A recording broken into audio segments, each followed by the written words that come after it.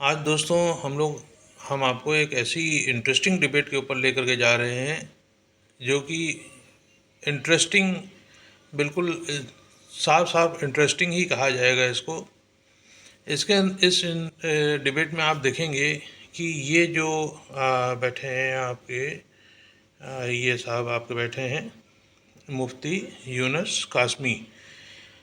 ये इन्होंने तो बिल्कुल मन मोह लिया हमारा, क्योंकि इन्होंने जो है एक तो ये काफ़ी पढ़े लिखे हैं और जो पढ़े लिखे मुसलमान होते हैं वो बिना बात के झगड़े पे नहीं, जैसे डिबेट होंगे तो उसके अंदर वो झगड़े पे नहीं आएंगे, क्योंकि वो बिल्कुल साफ और सच्चाई की बात करेंगे। तो जो भी आदमी इस तरह साफ और सच्चाई की बात करेगा उसको ना तो कोई डर लगेगा और ना ही उसको कोई उसको कहीं झगड़ा पैदा करने की ज़रूरत पड़ेगी। और इन साहब को भी आप लोगों ने कई बार देख लिया होगा। ये समीर मियाँ हैं और ये इन्होंने मुस्लिम धर्म जो है वो छोड़ दिया है। तो आजकल देखिए एक्स मुस्लिम जो है ये शुरू हो गया है। This is not good for किसी के लिए भी ये बहुत अच्छी बात नहीं है, लेकिन ये फ़िलहाल लोग जो है बढ़ रहे हैं और ये किसी भी धर्म में क्योंकि नहीं आए हैं तो ये अपने आप को सिर्फ एक्स मुस्लिम लिखते हैं। तो इनकी जो बात है उसकी भी इज़्ज़त करना, उसको भी एक रिस्पेक्ट देना, ये हर अच्छे इंसान का एक वो दायित्व है। और हम उनकी उनकी इस बात की इज़्ज़त करते हैं कि वो अभी किसी और उसमें नहीं गए हैं धर्म में, तो वो अपने आप को कैसे लिखेंगे कि हम हिंदू हुए, जैन हुए, पारसी हुए, सिख हुए, क्या हुए। तो ये किसी और धर्म में ना जा कर के तो इन्होंने अपना एक अलग समुदाय बनाया हुआ है। और ऐसे बहुत सारे, ये इकलौते आदमी नहीं हैं, ऐसे बहुत सारे आदमी हैं जो एक्स मुस्लिम करके इनका एक समुदाय टाइप का बन गया है। तो वो ये उसमें जुड़ते चले जा रहे हैं और ये ऐसे मुस्लिम हैं इसके अंदर जिनके पास जानकारी बहुत ज़्यादा है इस्लाम के बारे में, और इनको इस्लाम के अंदर कोई तकलीफ़ हुई, इसकी वजह से इन्होंने इस्लाम को छोड़ा है। तो ज़्यादा समय ना लेते हुए आपको पूरी जानकारी दे दी कि आगे आने वाले वीडियो में क्या आने वाला है, मतलब किस तरीके की डिबेट है, मैं आपको ये क्यों दिखाना चाह रहा हूँ। तो अब ज़्यादा समय ना वेस्ट करते हुए हम आपको इस डिबेट पे ले जाते हैं। तो देखिए आप कितने शांत तरीके से ये पूरी डिबेट होती है। और ये आदमी जो कभी किसी से समझिए हारा नहीं है, हमेशा तथ्यों के ऊपर और हदीसों की रेफरेंस के ऊपर हमेशा जीतता आया है। आज ये एक सच्चे आदमी के साथ जब बहस कर रहा है तो इसको एक उलझन सी महसूस हुई है। ये जीता या हारा ये तो आप लोग डिसाइड करेंगे, लेकिन इस तरीके की बहस समीर के साथ आपको बहुत, मतलब मैंने तो ये पहली बार देखी है।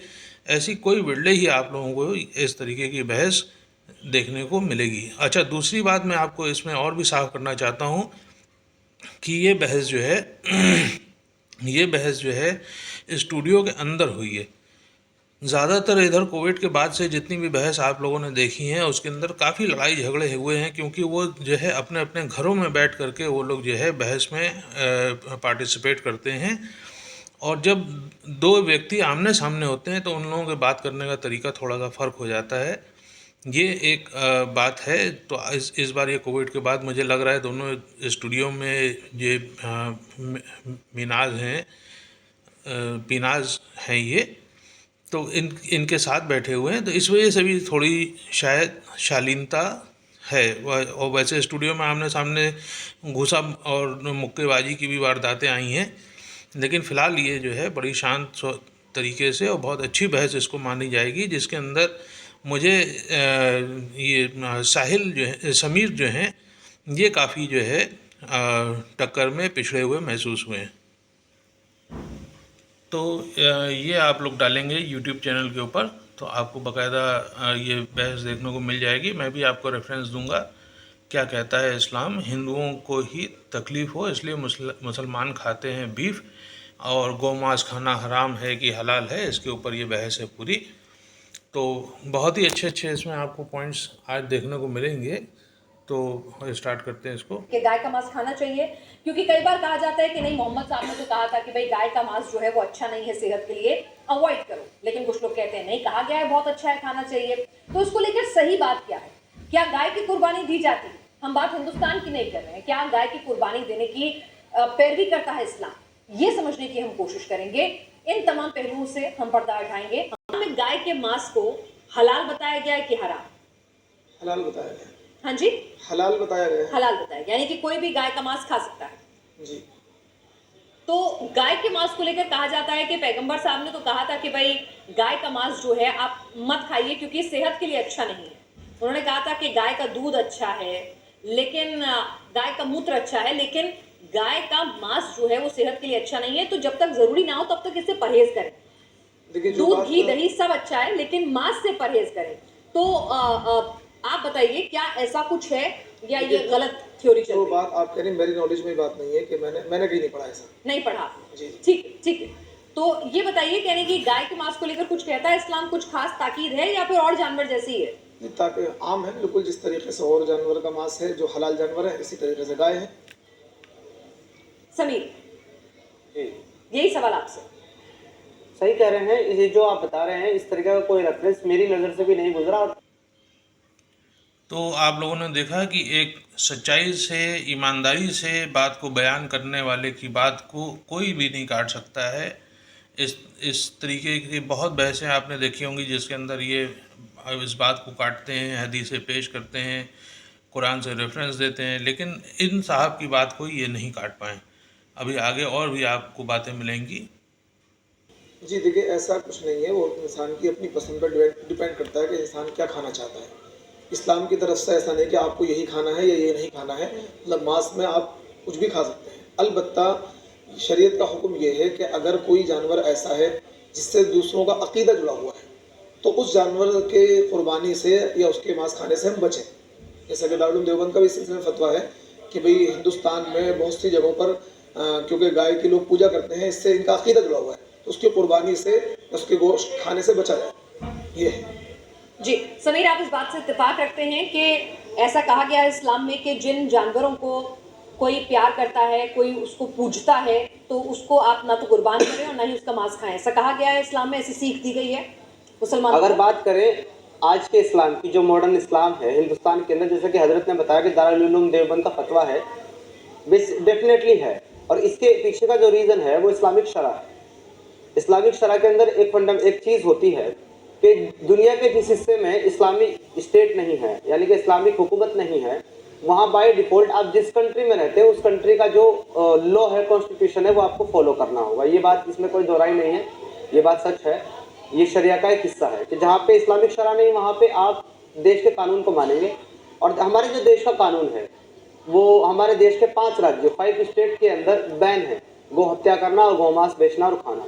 लेकिन बाकी स्टेट में नहीं है, तो ये सिर्फ 5 ही राज्यों के अंदर प्रतिबंधित है, इस्लाम में भी, क्योंकि वहाँ की हुकूमत मना करती है।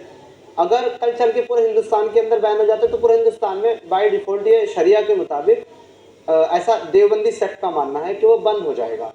लेकिन अगर इसको इस्लाम से जोड़ करके देखा जाए तो मैं इससे मुत्तफिक नहीं हूँ, क्योंकि अगर ये इस्लाम की इसको टीचिंग बताई जाए या इस्लाम से इसको जोड़कर देखा जाएगा फिर तो दुनिया के हर हिस्से में बंद हो जाना चाहिए, क्योंकि ये जो हमारे हिंदू सनातनी लोग हैं उनकी मान्यता जुड़े इसके साथ। पर इस्लाम ऐसा नहीं करता। इवन आप ये देखते हैं कि यानी इस्लाम में कहीं ऐसा नहीं लिखा है कि कोई जानवर अगर उसकी पूजा की जाती है तो उसका मांस खाना गुनाह है। इस्लाम में कहीं नहीं लिखा। बिल्कुल नहीं, किसी हदीस, किसी कुरान की आयत में ये नहीं है।